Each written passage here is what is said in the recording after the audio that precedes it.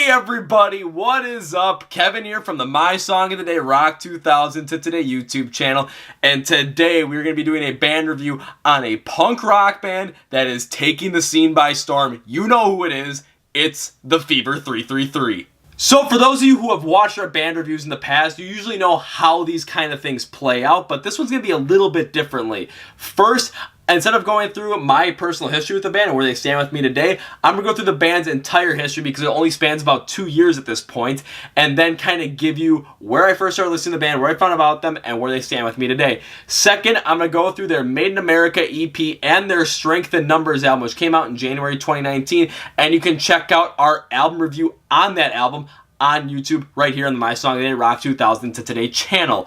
So I won't go into the album as much, but I will go into it a little bit. Third, I'm going to tell you what I like the most about the Fever 333 and what I dislike most about the band, and I'll tell you why.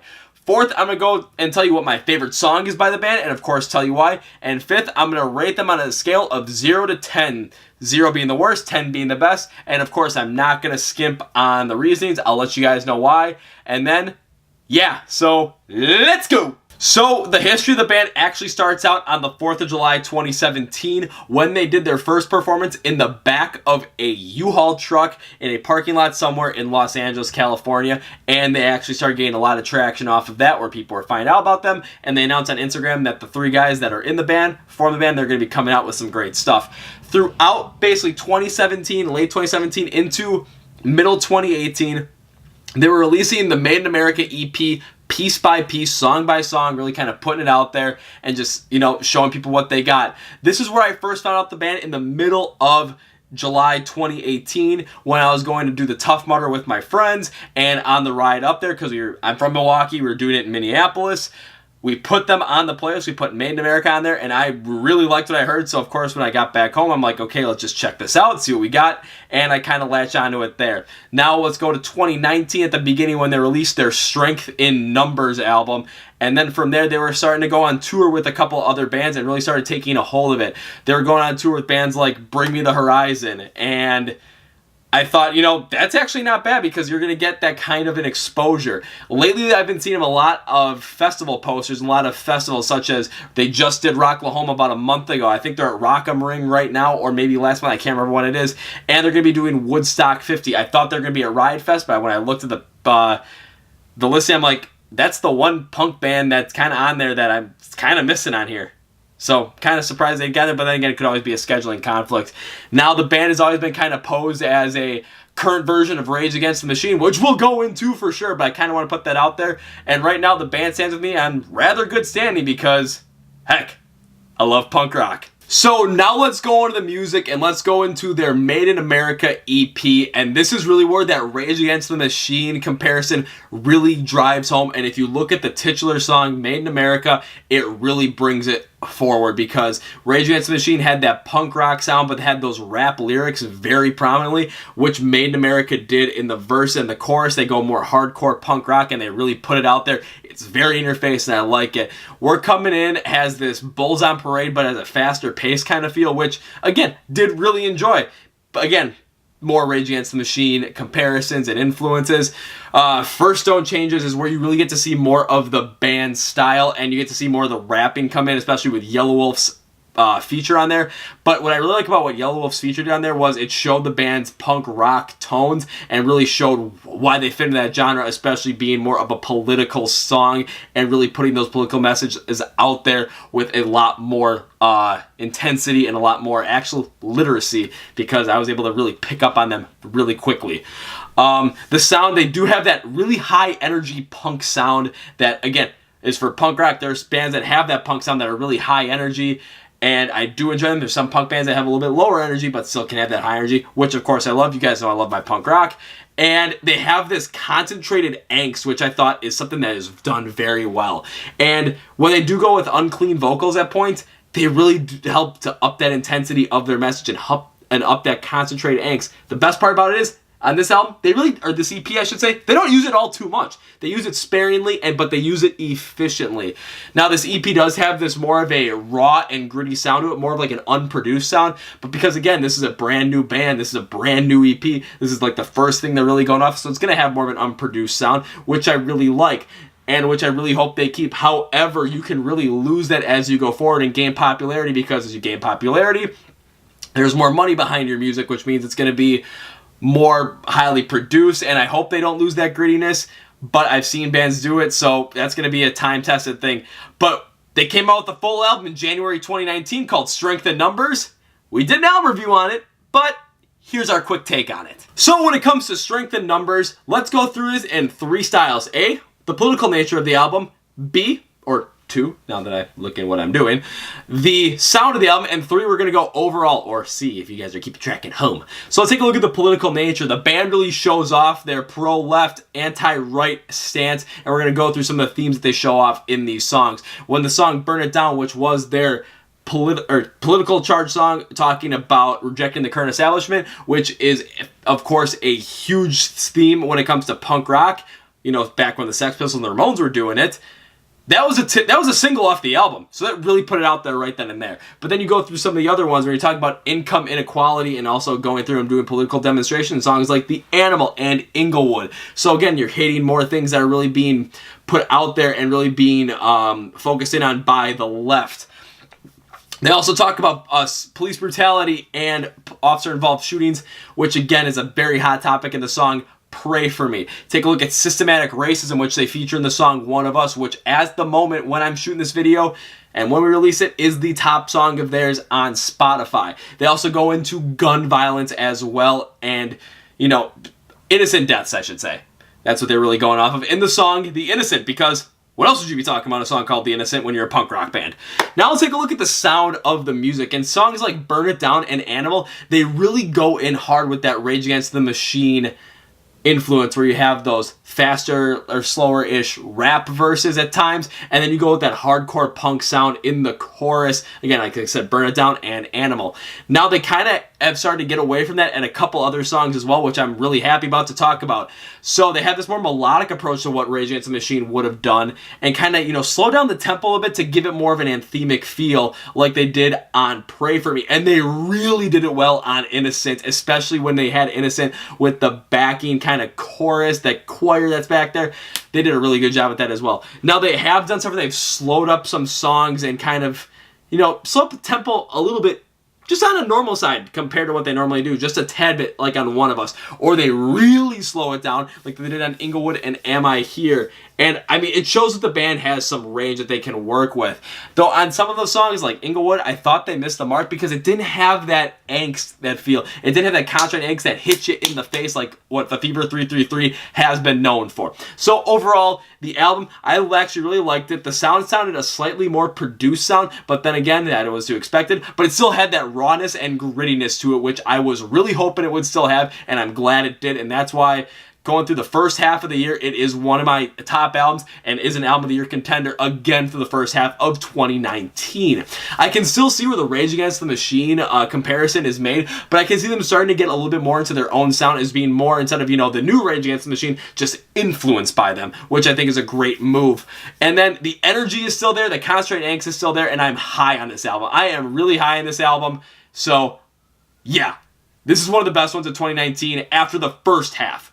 We'll see what happens at the end of the year, guys. But first half of 2019, Strength in Numbers, oh yeah. Alrighty, so time to go into what my favorite part about the Fever 333 is and what my least favorite part about the band is. My favorite part about them is the energy and that concentrated angst that they bring to their music, which is bringing it into the punk rock scene as of right now. Now, they're kind of bringing back what Rage Against the Machine left off with, and that's why they're being called the new Rage Against the Machine, which I think they do warrant because they do have that angst, they do have that hardcore style, which I really like. Now, again, if you look at bands now that are in that punk rock scene, there are some great bands in there, but there really isn't energy within the popular culture that really is there. Now, again, I love bands like Anti-Flag, I love bands like Against Me, and again, you guys all know Rise Against is my favorite band of all time, and I think they're all putting out fantastic music, especially politically charged music in the time that we live in. However, unfortunately, pop culture and, you know, just the public are not latching onto it because they're just not seeing the energy that's there. Bring in the Fever 333, and they're coming in with this energy that is really hitting hard with people and with more of a publicness and more of a pop cultureness, which I'm so happy about because they're bringing that energy back, which means that there are going to be more people that are showing up at punk rock shows. There might be more people that are showing up at Riot Fest because of this. And then you get to see great bands like, again, Against Me, Anti-Flag, Pennywise, and Rise Against. So will I be there? Hell yeah, I will. But that's what I like about them the most. They're bringing all of that back. I cannot stress that enough. They're bringing back that tempo. They're bringing back that angst. It's so concentrated, and they're bringing energy back to the genre. I love it. What's my least favorite part about the band is right now they're kind of being put in a box right now, and it's all based on that Rage Against the Machine thing. Now, I know I've been talking about how great it is that the fact that they're really kind of taking where Rage Against the Machine left off, but what I like about them the least is the fact that they're seen as more of a copycat, even though the fact of the matter is when you're looking at the Strength in Numbers album, they're not really copying them. They're taking influences, and now they're starting to gain their own sound, which I am absolutely a fan of. But I can, even before, me really getting into the Strength in Numbers album, or me really getting fully into it, I was put in a box as well. So what I dislike about them the most is the fact that it's kind of easy to put them in a box at the moment, and I've got a feeling that pop culture and, the public itself can do that as well, and that's just going to kind of throw people off. Again, it's something that I'm really not hoping for, but I think that's what's happening, and that's what I'm seeing, and that's kind of something that just puts me off a little bit. But again, this is something that they can easily rectify, and Strength in Numbers can do it. And let's see what they do with another release. If they keep up what Strength in Numbers has been doing, they can easily pull it off. Alright, time for my favorite song by the band. Now, I know in our album review of it back in January, I said Pray For Me was my favorite song off the album. Yes, Pray For Me is a great song. But as time has gone on, there's been another song off of the Strength in Numbers album that really has hit home with me and is really just, taking me by storm. So, it's my favorite song. It is The Innocent.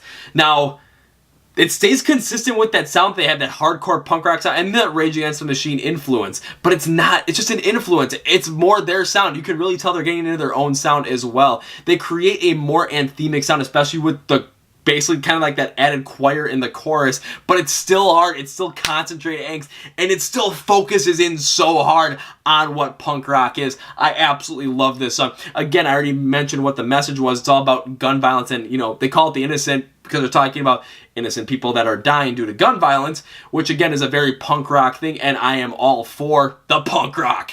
Yeah! So I absolutely love this song. It's very anthemic. It's very concentrated angst. It hits you hard. And if you're looking for a great Fever 333 song where you can tell they're more just influenced by the Rage Against the Machine and not really copying what kind of that style, The Innocent is the way to go. All right, time for my rating of the Fever 333 as a band, as it stands right now. And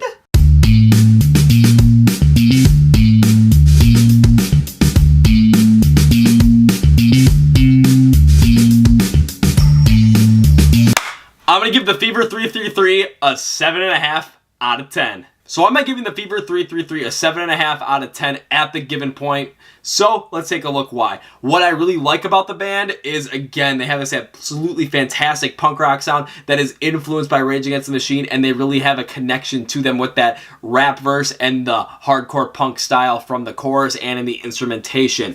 Now, they are able to stick with that throughout, many of the different kind of experimentation that they've done, especially on Strength in Numbers, where they're still Rage Against the Machine influence, but they're still creating their own punk rock sound, and it has this concentrated angst. It is hardcore, and it is anthemic at times, which I'm a fan of. I also like what they're able to do with their songwriting and kind of bringing more of an anthemic feel into certain songs. I don't think they're doing it as well as a band like Rise Against is, but again, they are bringing it into their music, and is one thing I'm really a big fan of, and I think they can do a much better job again as time goes on, as they really hone their sound and hone their craft. And I actually really like their sound. I like what they're doing with it. But the negatives I see in this band right now is they are too closely connected to Rage Against the Machine, where the casual listener is going to take a look at it and probably really associate them with a copycat of Rage Against the Machine, which is really hard to just, get away from if you're not fully into the punk rock genre. So it's kind of tough there. Not only that, but I honestly don't think that this band is doing enough with the energy they bring to really bring back, the genre to prominence that they could be doing, because yes, they are on social media. Yes, they are doing all this stuff to really get in front of the masses, but I just don't think they're really doing enough of it. They're touring a lot, which I am a big fan of to really get out there, but they could be doing so much more to really focus in and bringing punk rock back to prominence. So I really hope they're able to pull that off, and I really think they could, but right now that's just kind of one thing that's keeping me down because they have a great opportunity and I don't think they're fully grasping it. Now, could this rating easily change with another new release? Yeah, it could easily change in 2 years if they release a new album. I don't disagree with that because a rating can be fluid, especially with a band that has this small of a sample size and this short of a life cycle up to this point. I'm looking forward to see what the Fever 333 does and if they can really bring punk rock back to prominence. Alright, that's it for me. Thank you for watching the My Song Today Rock 2000 to Today band review on the punk rock band, the Fever 333. If you like this video, give me a like. If you dislike it, come on, give me that dislike. But put in the comments why you like it or dislike it. Mostly because this guy reads them, and I want to talk to you guys about this video and about the band. If you're not subscribed to the YouTube channel, hit that subscribe button, but, hit the one in the corner. That one actually works. And that bell icon because you get notified when we release videos every single Wednesday, and then some special Monday release if we have lots of albums to review all in 1 week.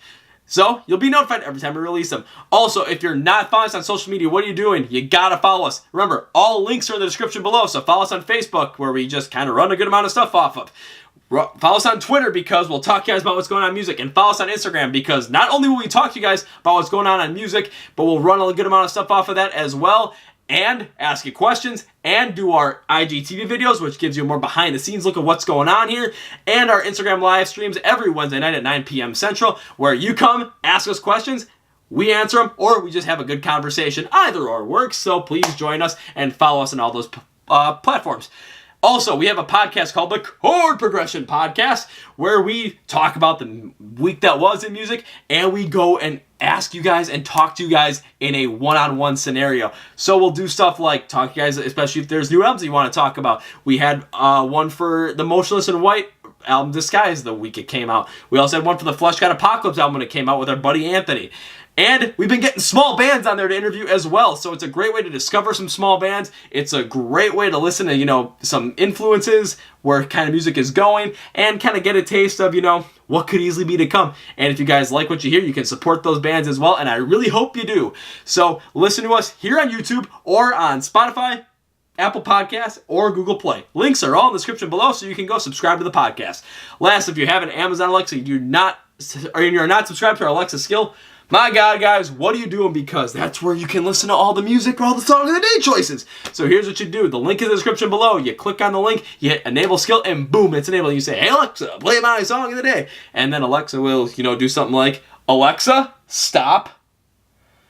I forgot I actually have her there. And then she'll say, playing your song of the day. And then what you can do is you're going to hear a 5-second intro from yours truly. And then you're going to hear the song in its entirety for that day. You want to listen to it again? Just say it again. You can listen to it for 24 hours. And then once that 24 hours is up, boom, you get a brand new song. It's a great way to start out your day, get you through the middle of the day, end your day, whatever it is. Discover new bands, rediscover old bands, find new songs, whatever it may be. It's a great way to get everything going. So subscribe to that, enable that skill, and listen to it every single day. And I want to say thank you guys for supporting us in all of these endeavors. It means so much to me. The growth is happening. The community is growing. The best rock community on the internet. And I am so happy to have you guys with me. So that's it for me today. Thank you for watching the My Song Today Rock 2008 band review on the Fever 333. My name's Kevin. You know how I end these videos, guys. Do they? Do they? Yeah. Hat flip. Oh, that one landed there. See ya!